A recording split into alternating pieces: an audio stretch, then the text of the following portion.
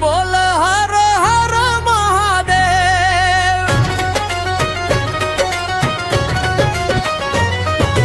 सावन में बोला हो भोले बाबा के नाम, नाचेला दिलवा बजे डीजे धाम।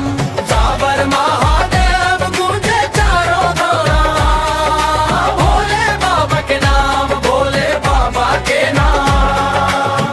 गंगा के जलवा लेके आईनी हम, कांधे कांवरिया गावे सब संग। दिलवा के पत्तिया चढ़ाई हम, भोले बाबा राखिए सदा हमार मन।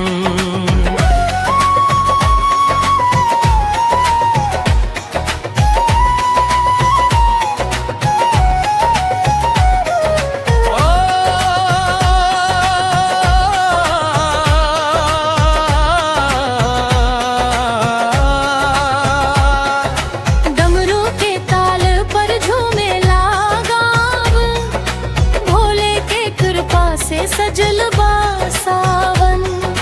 भक्ति के रंगवा चढ़ल बाज, महादेव सुनेलन सब कर अरदास।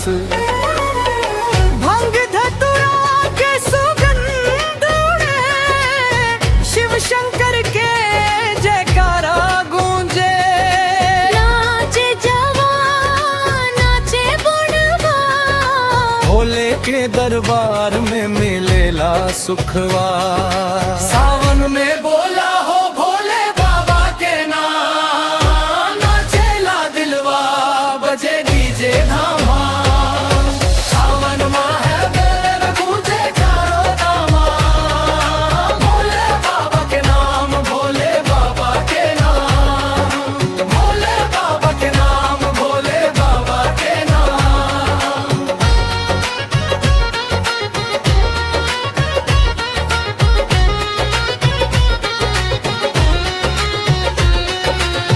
तोहरे भरोसे ए भोलेनाथ, कट जाई जीवन के हर एक राह।